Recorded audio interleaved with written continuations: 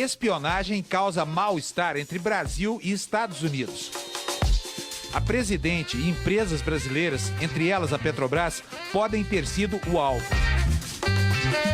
O caso ganhou novas proporções. O encontro, que aconteceria em Washington no final de outubro entre a presidente Dilma e o presidente Obama, foi adiado. Segundo o Planalto, a decisão ocorreu em comum acordo entre os dois líderes.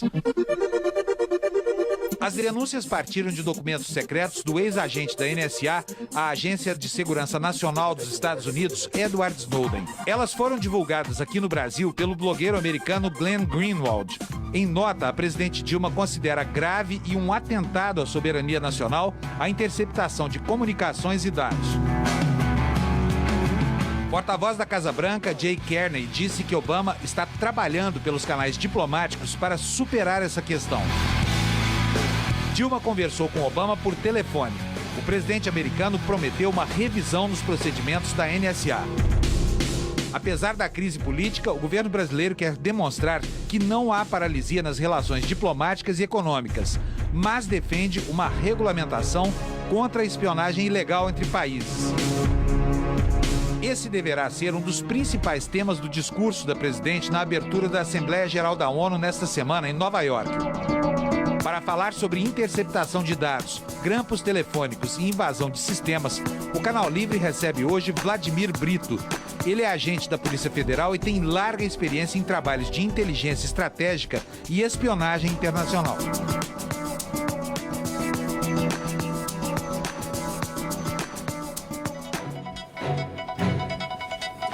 Boa noite. E para entrevistar o agente da Polícia Federal e pesquisador de inteligência Vladimir Brito, estão comigo no Canal Livre hoje os jornalistas Fernando Mitre e Sérgio Gabriel. Vladimir, muito bem-vindo.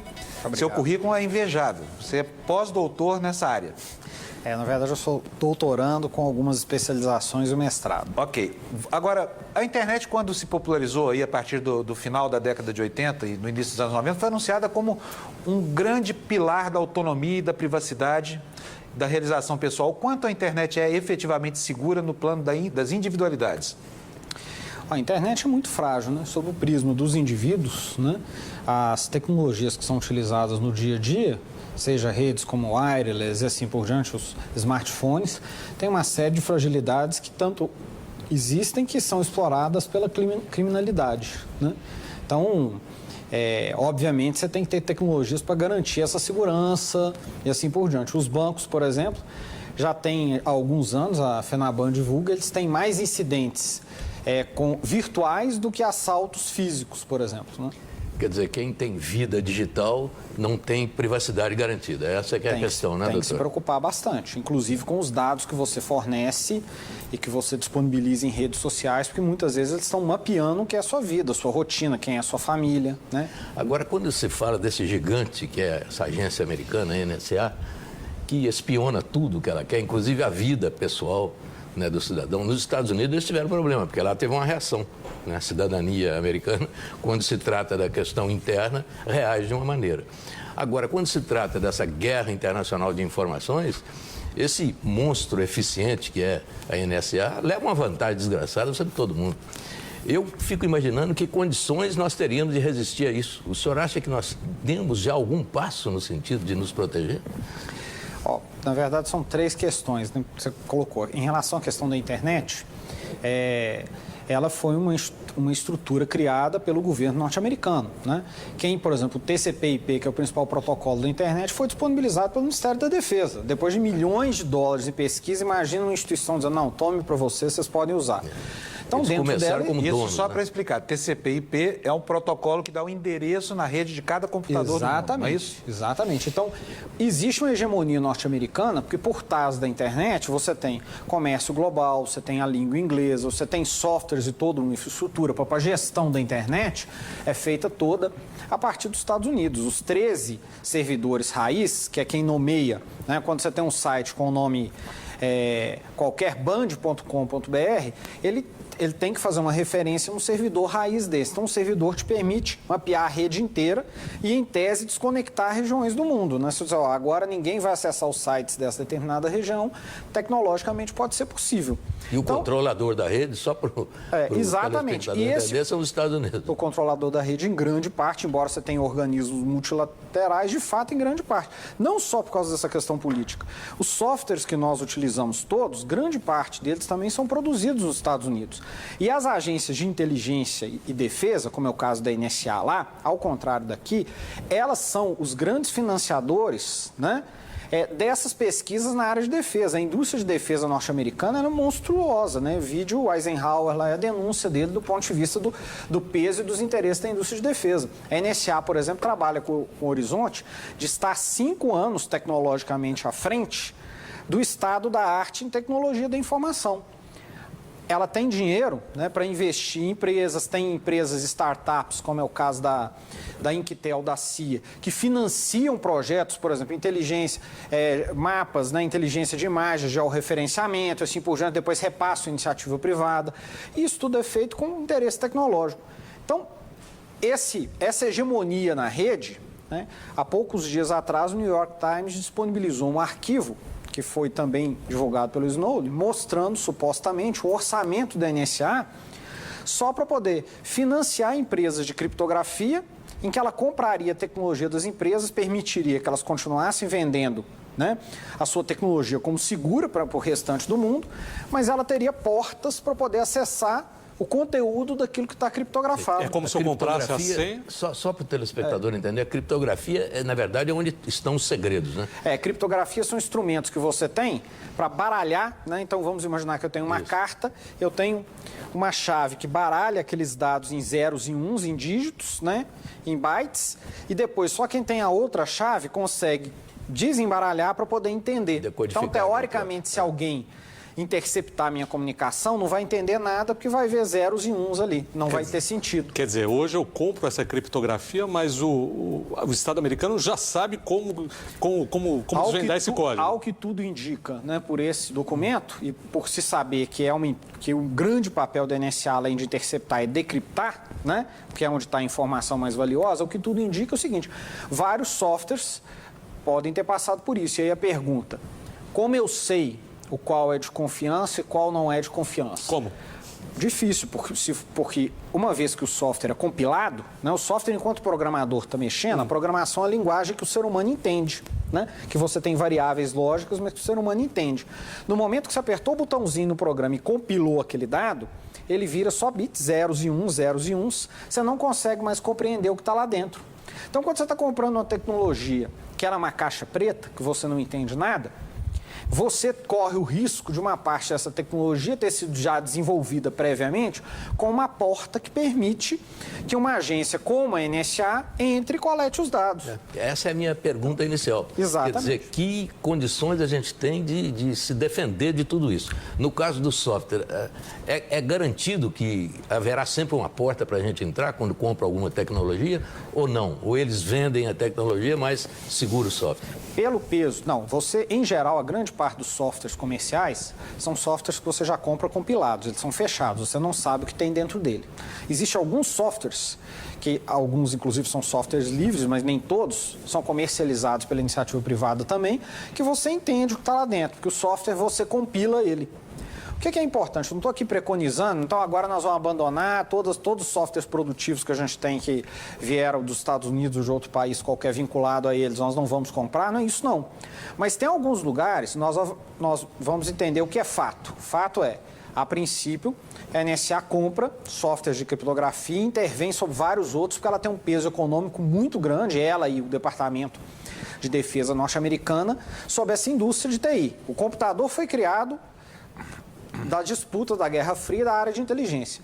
Então, vamos imaginar que eu sou do setor de desenvolvimento de tecnologia da Petrobras, eu estou desenvolvendo toda a nossa bagagem, o background lá de prospecção em águas profundas. Né? 20 ou 30 anos de pesquisa, bilhões e bilhões de dólares, né, envolvidos nisso.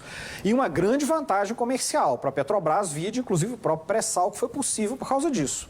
Eu posso me dar o luxo de colocar essas informações num local, sabedor disso, colocar essas informações no lugar que elas possam ser acessadas? Muito provavelmente não. E o que eu faço? Aí entra a jornada, que, na minha opinião, não vão ser respostas rápidas, né? Nós estamos num paradigma tal qual os americanos, quando acordaram com os russos no espaço, né? Nos acordamos e o mundo girou e está à frente. Nós temos que ter um projeto aqui que envolve não só a tecnologia, como a própria organização da atividade de inteligência no país. Então, o governo tem que sentar e tem que começar a pensar quais são as áreas que eu preciso proteger a informação.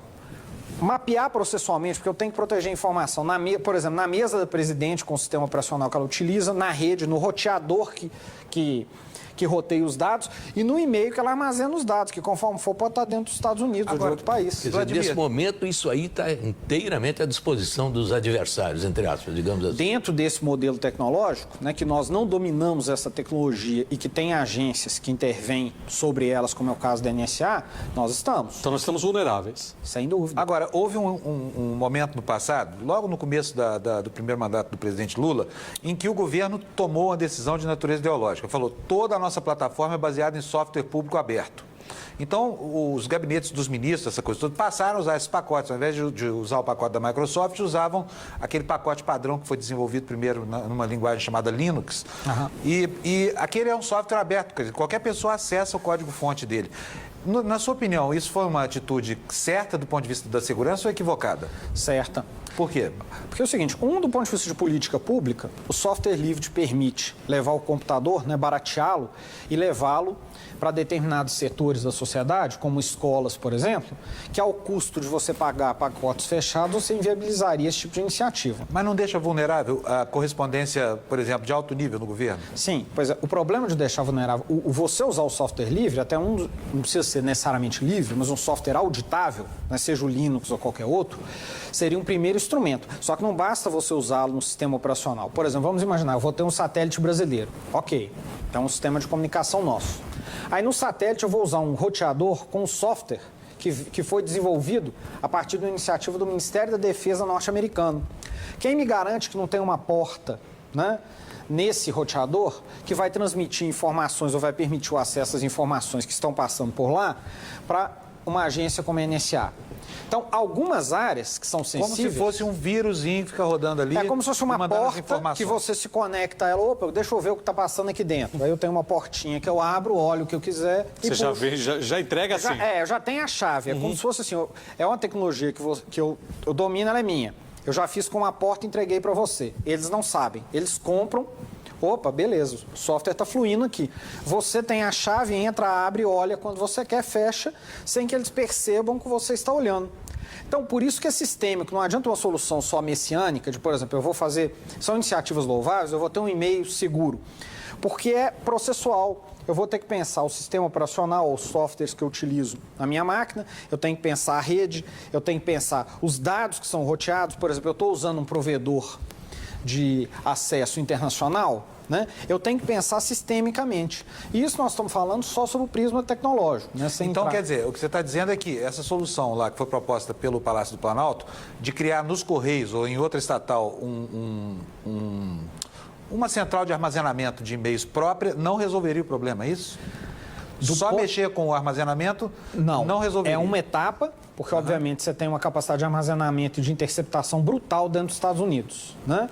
E você tem todos os dados dentro dos Estados Unidos, as pessoas se esquecem que a internet é virtual, mas as empresas são físicas, né? Então, as empresas estão sediadas nos Estados Unidos, estão sob a égide do governo americano.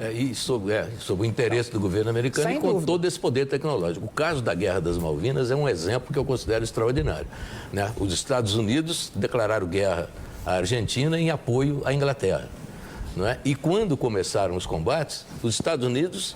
Eles detinham a tecnologia dos mísseis que haviam vendido para a Argentina. E eles interferiram na pontaria dos mísseis de lá.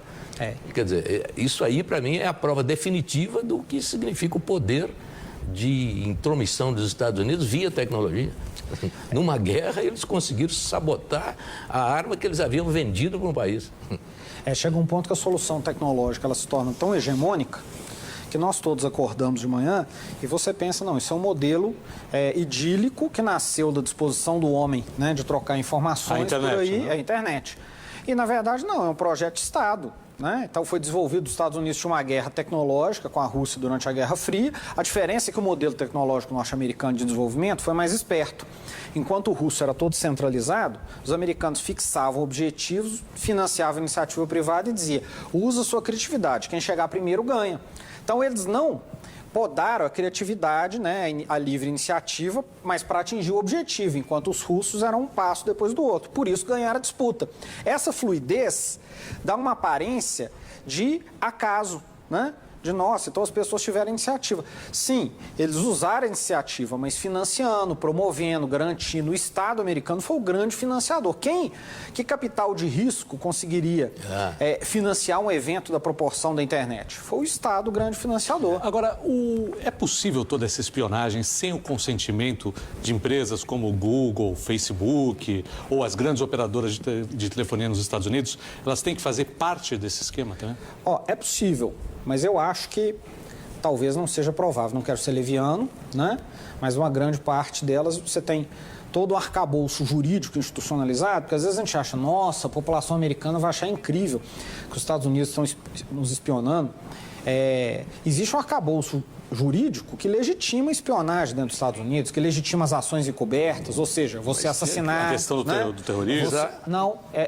A ação encoberta, eu uso meu serviço de inteligência para, por exemplo, influenciar um país próximo ou longínquo, sem que saibam que eu estou fazendo isso.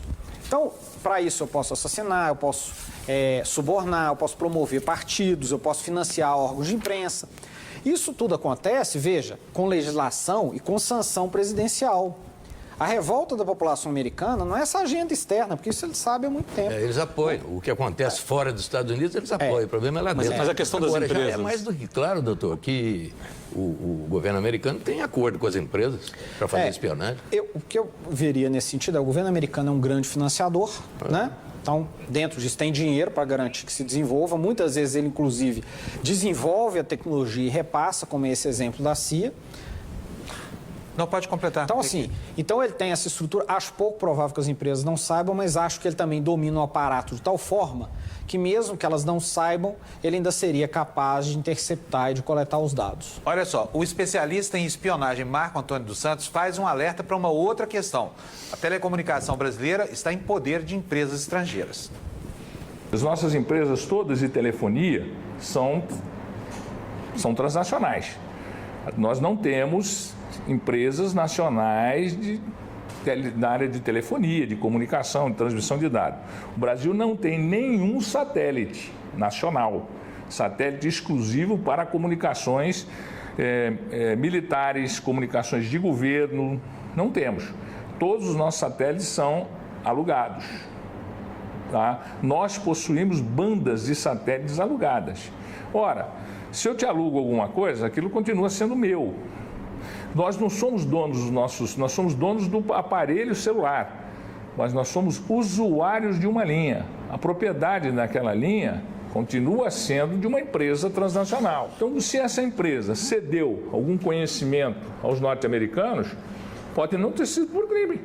É minha propriedade, a lista de números chamados das transações eletrônicas realizadas naquele momento, num determinado momento de interesse de um agente de inteligência, pode não ser crime. Eu simplesmente te vendo isso.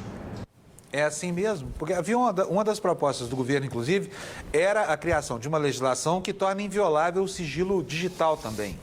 Isso resolveria o problema no Brasil, mas não resolveria no mundo, onde não vigora a legislação brasileira, não é? Sem dúvida. A gente mistura um pouco o que é o ambiente nacional do ambiente anárquico das relações internacionais. Então, você tem uma esfera nas relações internacionais que é de acordos, né? Você vai ao OMC, você discute na ONU. Mas uma pergunta, os Estados Unidos invadiu o Iraque sem autorização do Conselho de Segurança da ONU. Quem foi lá tirar? Quem sancionou os Estados Unidos? Quando a Rússia invadiu a Geórgia, né? Quem foi lá sancionar a Rússia? Ou a China com a Mongólia, né? Então é o seguinte, na verdade, você tem também nesse ambiente uma disputa anárquica entre as nações, que você tem uma faceta, que é essa do mundo da diplomacia, que a gente percebe, e um subterrâneo, que é esse mundo da inteligência, do golpe de mão, da disputa, né, suja, vamos dizer assim. Então, dentro dos Estados Unidos, eles vão interceptar a comunicação, isso não é crime lá. Mas né? aqui, por exemplo, se a minha comunicação é interceptada, quer dizer, se a minha privacidade é invadida, o governo americano não está cometendo um crime contra mim? Tá, e aí? Como é que O que vai eu por faço? isso? Qual é o tribunal? Nós vamos fazer o quê com os americanos? É o que Sim, tá mas ele não acontecendo. pode fazer isso. Aqui. Né? Ele não pode fazer aqui, mas e aí? E daí? Mas é que é feito lá, né? Porque Assim o crime é como Bush não deveria ter invadido o Iraque. Ó, ele não poderia usar drones para poder assassinar pessoas, Claro. sendo que vão várias outras junto dentro do Afeganistão. Mas ele tem poder para fazer isso. Nessa relações internacional, uma esfera delas é eu posso. O critério é eu posso. Não é eu não deveria, o mundo vai achar ruim. A gente esquece que o garantidor supremo, né, das leis é o Estado. E o Estado tem um monopólio do exercício da força. Então aqui o garantidor da Constituição, das leis, é esse monopólio. Internacionalmente, você não tem um Estado supranacional garantidor de direitos. Você tem as potências que ora decidem intervir numa zona de influência, ora não decidem. Então, uma esfera você consegue no diálogo, né, na propaganda. Uma parte delas é exercício de disputa de força. E os Estados Unidos dialogam até um certo ponto. Né? É só ver, os Depois Estados não Unidos, dialogam mais. a CIA, por exemplo, tem um documento que é na internet, eu usei na minha pesquisa de mestrado, que é uma estação, que é uma espécie de equipe móvel da CIA, isso é o que eles chamam de cabo, né, um documento, um relatório que ia por cabo, relatando que o golpe militar ia sair no dia seguinte, a partir de Minas Gerais, que São Paulo apoiaria, o Rio de Janeiro poderia ter confronto Golpe de no 64, né? 64, pré-64, um dia antes. Ou né? seja, a sociedade da informação nem em sonho existia. É, exatamente, mas você vê que a agência operando aqui dentro e mais, completamente imbuído do que acontecia. Então, mas aí o que eu lhe pergunto é o seguinte, quer dizer, com tantas informações coletadas no mundo, como que os americanos não previram o que ia acontecer no 11 de setembro? Na verdade é o seguinte, porque aí entra a dimensão humana. Vamos pegar... Você tem um aparato grande, diversas vezes ele é eficaz, por quê? Porque a inteligência, quando funciona, você não fica sabendo, né? Se ela previu e desarticulou o esquema antes dele nascer, ele não vira nem incidente público, né? A agência neutralizou. Você percebe a inteligência em grande intensidade, numa parte dela, quando ela falha. Então, os Estados Unidos é a maior potência do planeta, tem que lidar com ameaças de toda parte, e nesse caso em particular, vamos pegar o Afeganistão, com uma das dificuldades americanas. Linguajar, né, o Pashtun, por exemplo, você tem pouquíssimos intérpretes sobre isso. Tribos que se reúnem e não utilizam aparelho celular há milhares de anos, né? Aí, como é que você consegue infiltrar, né? Como é que você consegue colocar um agente no meio desse, que é familiar, que as pessoas se conhecem há décadas? Então, a dificuldade é isso, porque, na verdade, não é uma garantia de previsibilidade de tudo, mas os Estados Unidos já conseguiram, com certeza, antecipar diversas situações pelo aparato de inteligência que eles têm. No caso do 11 de setembro, eles chegaram a detectar sinais, Sem mas dúvida. não concluíram o raciocínio. Não conseguiram concatenar, porque o volume, Exatamente. o universo de dados é brutal. Então, nós temos aqui um depoimento do ex-ministro da Fazenda, Rubens Recupero. Ele foi embaixador do Brasil lá em Washington no início dos anos 90 e vai falar aqui das vantagens que ele tirou de monitoramentos telefônicos feitos justamente pelo governo norte-americano. Vamos ver. Uma curiosidade que eu teria realmente é que se encontrou alguma coisa específica nessa investigação que denote um interesse particular no Brasil, porque eu acho difícil de encontrar uma explicação para isso. Eu, quando fui embaixador do Brasil em Washington, eu parti com uma hipótese de trabalho que tudo que eu mandava por telegramas ou que eu falava ao telefone podia ser violado pelos americanos. Então, eu até usava isso em proveito nosso. Por exemplo, certas coisas que eu não poderia dizer porque seriam consideradas impertinentes, que eram queixas nossas. Por exemplo, eles não reconheciam o governo de Angola, com o qual o Brasil mantinha muito bom relacionamento, né? E queriam que nós reconhecêssemos o do Haiti, que era favorável a eles. Então, eu usava amplamente as comunicações telegráficas e telefônicas para mandar um recado, porque eu sabia que eles estavam ouvindo. E eu acho que essa é uma boa tática, né? Usar para se comunicar com eles. Realmente é uma boa tática. Agora, o Rubens Barbosa, outro ex-embaixador brasileiro em Washington, conta que ele foi espionado. A embaixada brasileira foi espionada. Descobriu que tinha um cabo ligando diretamente ao Departamento de Estado, né? Uma coisa comum, tipo assim, a visão dele respeitando o ex-ministro, mas, por exemplo, ele controlava o que ele dizia. E os outros 50, 60, 100 pessoas da embaixada que às vezes participavam do processo decisório, né? E que também têm acesso à comunicação. E o ambiente, porque é comum também as embaixadas existir interceptação ambiental dentro delas, né? Por fim, essa questão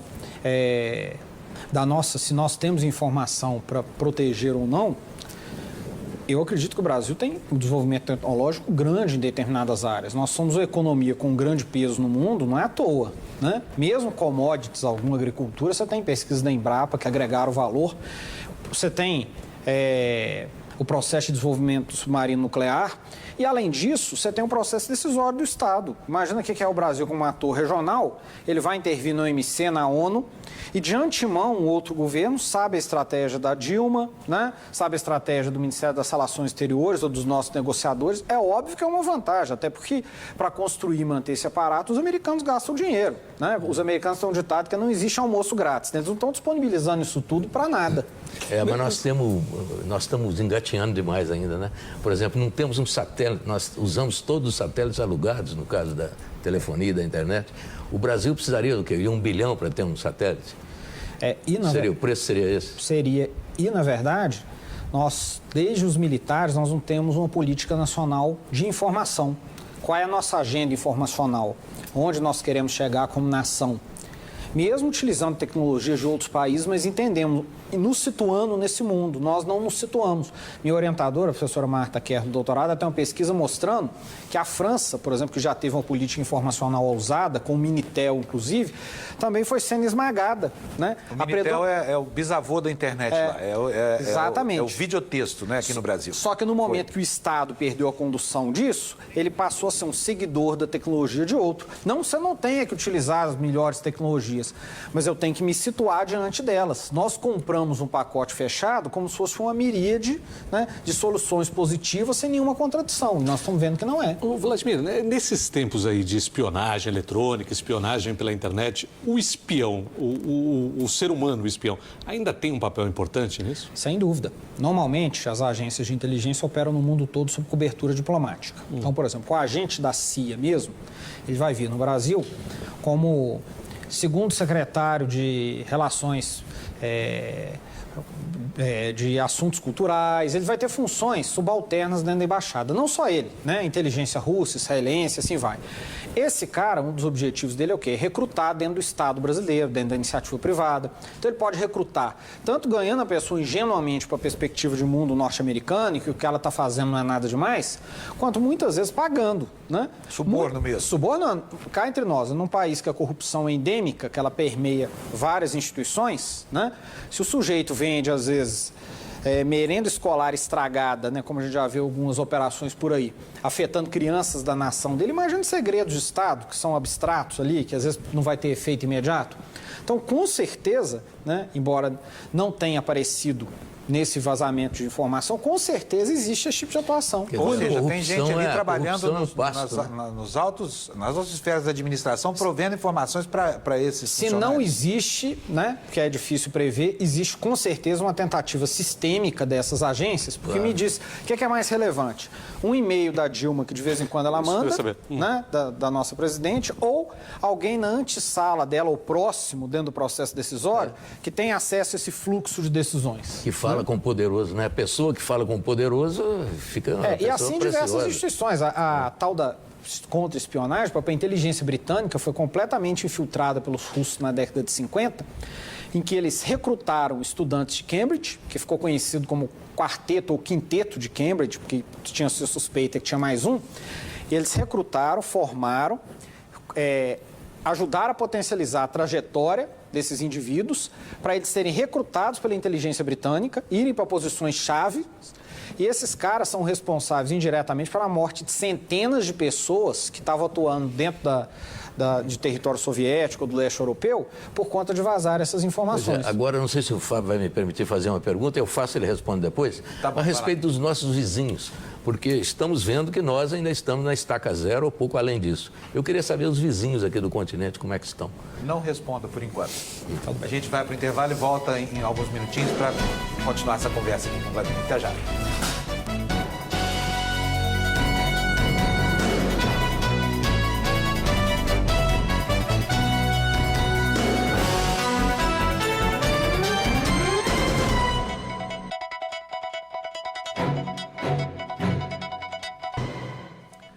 Estamos de volta com o Canal Livre, que esta noite recebe o agente da Polícia Federal, especialista em inteligência, Vladimir Brito. No segmento anterior, o Mitre deixou uma pergunta. Mitre, você pode repetir, por favor? Eu queria saber sobre o Brasil em relação aos vizinhos. Como é que nós estamos e como é que estão os vizinhos? Há algum desses países que esteja numa posição mais evoluída do que o Brasil, em termos de condições de espionagem tecnológica? Eu vou entrar no terreno das inferências, porque meu objeto de estudo central é o sistema norte-americano dos países anglo-saxões, né? Eu não vejo uma política por parte do Brasil, até pelo aparato de inteligência que ele tem, que objetiva a espionagem dos vizinhos, só o levantamento de informações sobre os vizinhos. Sinceramente... Mas deveria, né? Se tivesse, a gente saberia que, por exemplo, o Evo Morales está pensando em aprontar daqui a pouco. Pois é, eu diria que com fontes abertas, porque a espionagem ela é intrusiva, 90%, 95% da coleta das organizações de inteligência, você tem disponível com a imprensa, com o trabalho da imprensa livre. O que é espionagem? É a partir do momento que eu tenho interesse, muitas vezes obscuro, e aí eu vou invadir, aí eu vou usar técnicas ali dentro que não são muito respeitáveis. Então, o Brasil usar fontes abertas para saber o que outros atores estão fazendo internacionalmente, isso não tem nada a ver necessariamente com espionagem, embora seja inteligência, né? Embora seja inteligência. Então, eu acredito que não é tanto pelo desenho institucional, né, quanto pela política de Estado brasileiro, política espionar esse país. Acho que o impacto que o governo brasileiro está demonstrando, que você não vê em nenhum outro país, é um impacto sincero, ou seja, de que a nossa sociedade, nós todos estamos vivendo agora, né? Quer dizer, mas nós somos os principais alvos, né? Principais alvos, né, do governo americano, pelo menos na América Latina. E nós acordamos para esse mundo agora, né? Às vezes você diz, a União Europeia não está tendo essa reclamação toda, lógico, as instituições de espionagem externa lá existem desde o início do século XX, quando foram institucionalizadas. Espionagem sempre existiu. Aparato de inteligência dentro do Estado é uma criação do início do século XX. Então, eu também não vejo um aparato de inteligência nestes países com instrumentos para espionagem. Eu vejo com coleta de dados, de informações, até sofisticado. A Argentina tem uma estrutura, mas não com instrumentos para poder fazer espionagem. Acho que dentro do que é a região aqui existe um impacto. Talvez entre países você tenha ocorrência. Tem casos de espião chileno no Peru, salvo engano. Com o Brasil em particular, né, você não tem um aparato muito sofisticado. Nós temos americanos na Colômbia, né, com o exército colombiano. Sem dúvida. Aí você tem questões geopolíticas aí. Nenhum desses países também tem grandes conflitos do ponto de vista de disputa de terra com o Brasil, a própria Argentina, né? No passado houve esse tipo de disputa entre Brasil e Argentina, né? Se existiu, aí também o terreno da inferência, se existiu foi num tom mais primário. Não é sistêmico, né, como o modelo das grandes agências do mundo, que tem diversas disciplinas, intercepta telefone, e-mail, tem satélite que coleta imagem com grande precisão e aproximação, tem fontes humanas, fontes abertas, você tem vários instrumentos de coleta, agências só para concatenar os dados, para bricolar esse volume de dados todos e produzir sentido, tecnologia para poder analisar isso, né, de maneira automática para o ser humano entrar em algumas circunstâncias. Vladimir, como é a história dos tais pendrives chineses? Há uma organização, que me fugiu o nome agora, uma universidade canadense, há cerca de 2 anos, 3 anos atrás, ela detectou a presença de softwares para espionagem em mais de 1.000 pendrives que tinham sido produzidos a princípio na China e distribuídos pelo mundo. E veja... Ou seja, o cara espetava o pendrive no computador e ele passava a informar o governo chinês o que tinha ali dentro. Por exemplo, dentro do conceito de guerra cibernética, né, disse a Kaspersky, que é uma empresa, né, salvo engano, russa, que lida com isso, que foi via pendrive que tanto Israel, em parceria com os Estados Unidos, desenvolveu softwares para contaminar as centrífugas iranianas e comprometer o programa nuclear iraniano. E funcionou? Funcionou. Ao que se diz, né, ao que se é divulgado dentro das fontes abertas, dentro da internet, funcionou, danificou diversas centrífugas e atrasou bastante o programa. Doutor, eu queria saber sobre a competência técnica do corpo de funcionários brasileiros. O Brasil tem alguma excelência nessa área? Tem gente capacitada? Tem. Gente que talvez tenha se formado até nos Estados Unidos, eu não sei. O que é bom e ruim, né? O Brasil tem um aparato de inteligência, né? Nas Forças Armadas, tem a ABIN, Polícia Federal, mais com enfoque, tirando a questão do terrorismo, mais com enfoque policial. Mas vamos pegar a ABIN. Existe. Só que o nosso modelo de inteligência, dentro da minha percepção, ele veio da Guerra Fria. Isso. Essas instituições não foram refundadas. Nós, enquanto sociedade ou governo, em nenhum momento nos detivemos para compreender, perceber como funciona a inteligência e dizer isso aqui nós precisamos, isso aqui tem que mudar. Só lembrando, na Guerra Fria, o nosso trabalho de inteligência no Brasil cuidava mais do que eles chamavam de perigo interno do que da situação internacional. O nosso modelo herdado existia, na verdade, um escalonamento de tarefas, né, dentro dos campos, dos blocos à época. Então, os americanos enfrentavam a inteligência alemã, você tinha as inteligências desenvolvidas, tipo a Alemanha, que foi recriada pelos americanos, né, usando até parte do oficialato alemão, que foi montada para poder ser efetiva, ofensiva, ter inteligência externa, e a função dos países periféricos de terceiro mundo era fazer inteligência interna contra o inimigo interno. Quer dizer, quando acabou a Guerra Fria, a gente estava na estaca zero mesmo. E o nosso modelo era esse. Então, a nossa contra-inteligência, desde a Segunda Guerra Mundial, dependia de britânicos e americanos, né? Os últimos casos de espionagem que a gente tem detectados aqui, porque um bom índice, eu trabalhei isso numa especialização que eu fiz, porque, teoricamente, inteligência tudo é classificado. Mas você tem, nos Estados Unidos, uma instituição do Congresso que mapeia todos os casos de prisão de espiões que vêm a público. Ou seja, nós não estamos discutindo aqui os que não vieram a público. Então, os caras de 1975, é Perserec que se chama, os caras de 1975 até 2008 tinham 140 casos, 144 casos de pessoas presas por espionagem, divididas dentro de instituição, a serviço de tais e tais serviços secretos. Quantos casos nós conhecemos de prisões por espionagem no Brasil desde a Segunda Guerra Mundial até hoje? Vou até ampliar o espectro. Quantos? Zero? Eu não conheci nenhum. Tivemos aqueles agentes internacionais que vieram para o Brasil para tentar movimentos revolucionários aqui. Muitos foram presos e sofreram muito. Que era o contexto ali da Guerra Fria, mas se eu for pegar a gente... Antes disso. Mas aquilo não era propriamente espionagem. Porque era mais espionagem... de tática. Mais do que espionagem. Agentes, provocadores... Porque espionagem acaba com o seguinte, a mesma agência, a CIA, ela faz duas coisas diferentes. Uma coisa é espionagem. O que é o ideal da espionagem? Você deixar o cara quietinho. Muitas vezes você tem um espião bem posicionado, você recruta ele 20 anos antes, né? Por quê? Porque ele vai galgando o processo decisório. Então, quanto menos agito, quanto menos marola tiver ali, melhor é para ele poder subir com tranquilidade. E você tem uma outra área que agências como a CIA utilizam, que é as cover actions, são ações encobertas, que é o quê? Que é você atuar dentro de um outro país para, por exemplo, influenciá-lo ou desestabilizá-lo. Então, eu faço assassinato, eu financio guerrilha, eu faço propaganda encoberta, ou seja, eu propagando algo que não sabe que eu fiz. Então, assim...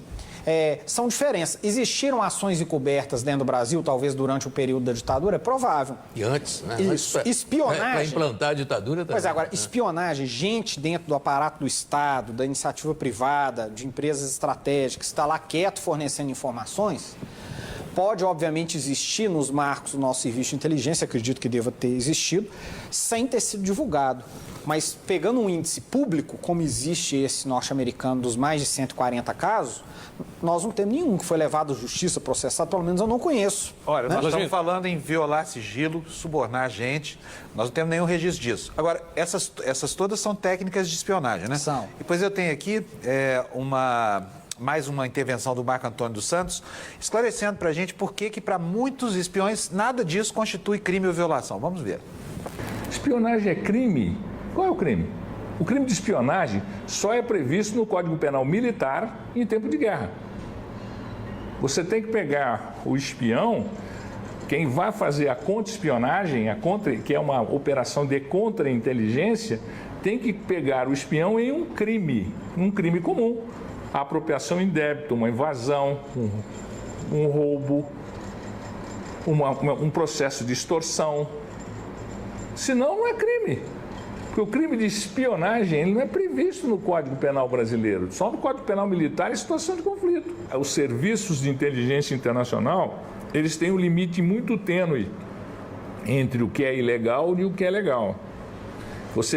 Quem opera a inteligência, por isso que eu chamo a inteligência de um grande jogo, você tem que ser habilidoso o suficiente para não transpor a fronteira da ilegalidade. O Marco Antônio foi do Serviço de Inteligência do Exército Brasileiro. Nós vamos agora para um pequeno intervalo comercial, o último do programa. Voltamos já para continuar a nossa conversa com o Vladimir Brito. Até já.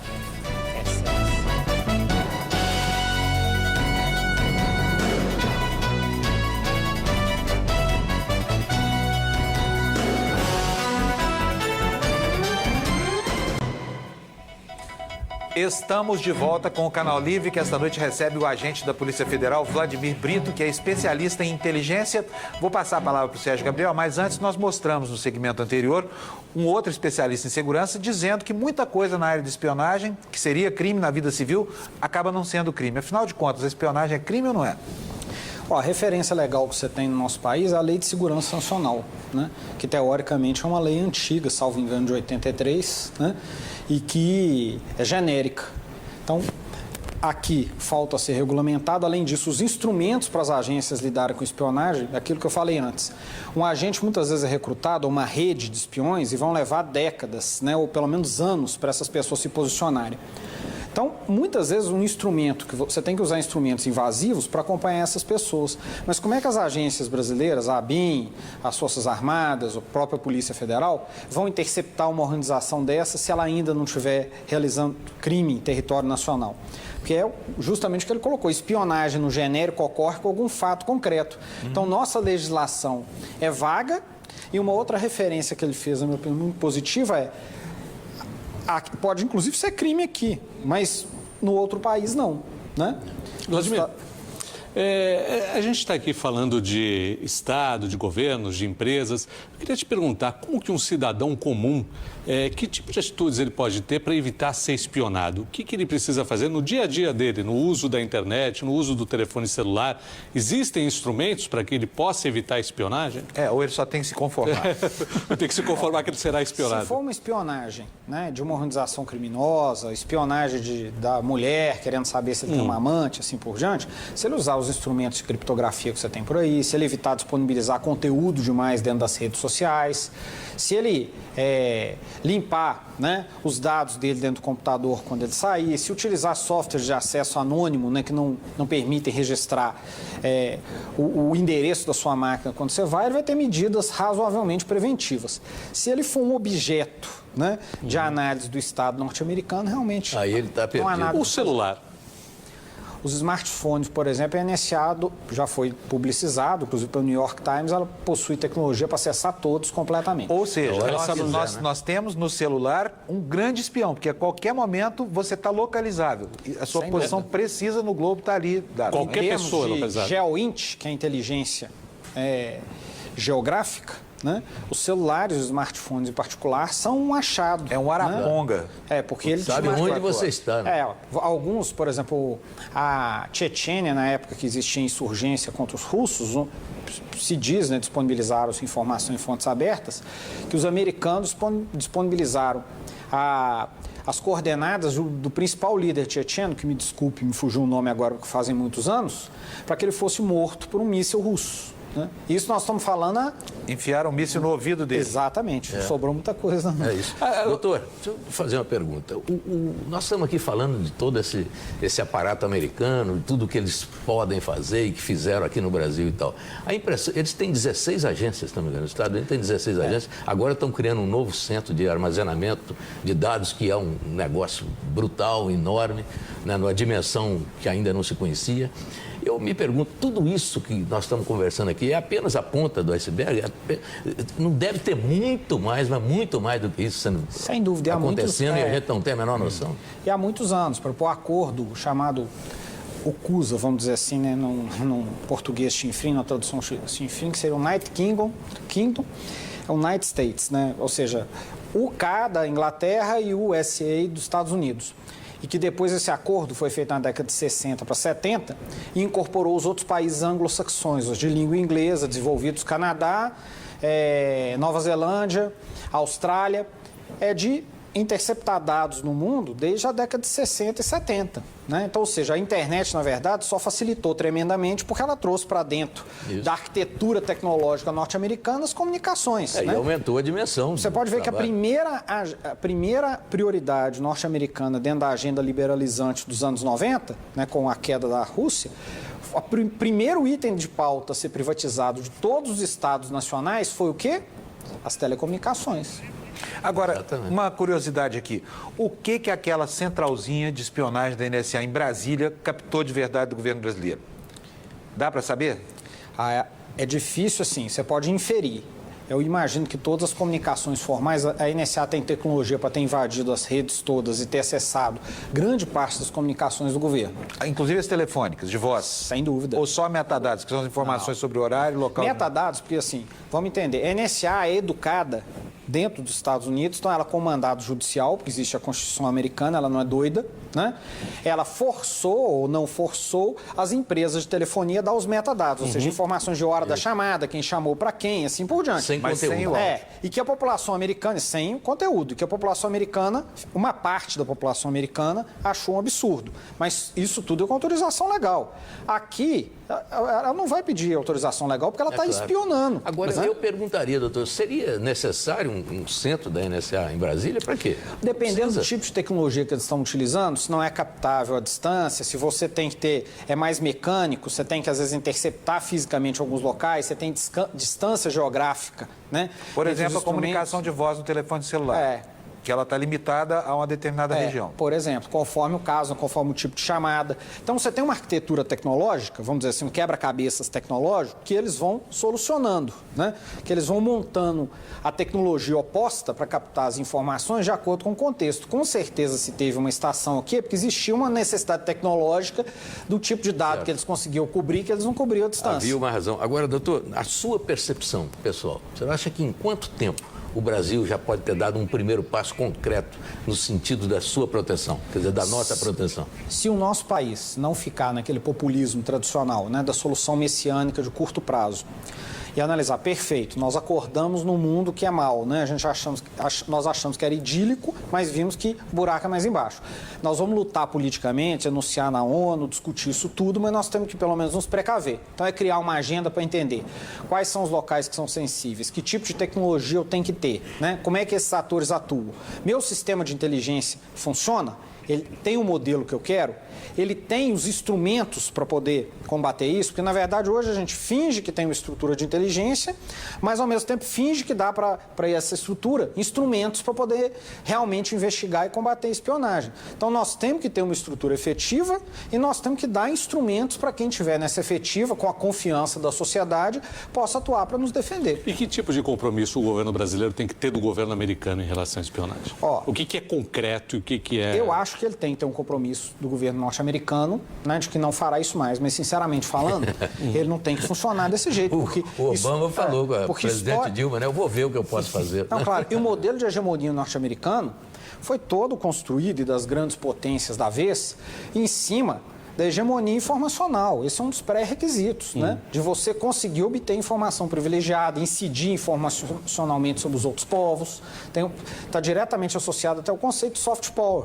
Então, os americanos não vão abrir mão disso em hipótese alguma. E nem nós vamos poder, dado, né, esse contexto que está presente, desenvolver nossa política de Estado ou na iniciativa privada nos fiando nisso. Vladimir, eu tenho aqui segundos só. Eu queria um jogo só de sim e não com você, para desmistificar algumas coisas. Skype é seguro e inviolável? Não. Gmail, Hotmail, essas coisas? Não. Nada disso é seguro nem inviolável? Em relação ao aparato de Estado norte-americano, não. Ok, muito obrigado. Antes de terminar, você tem 1 minuto para suas considerações finais. Muito obrigado.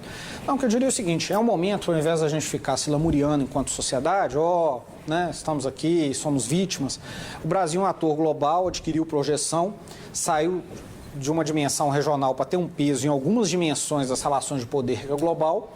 Então, o que é que nós temos que fazer? Perfeito, nós estamos nessa situação, vamos entendê-la e, como toda nação, né, que adquiriu um peso em um determinado momento, vamos construir uma agenda para não permitir que a nossa sociedade e o nosso governo, a nossa iniciativa privada, fique à mercê desse tipo de situação novamente. Eu acho que esse é o grande desafio que o governo tem agora e que nós, enquanto sociedade, temos no sentido de estar cobrando.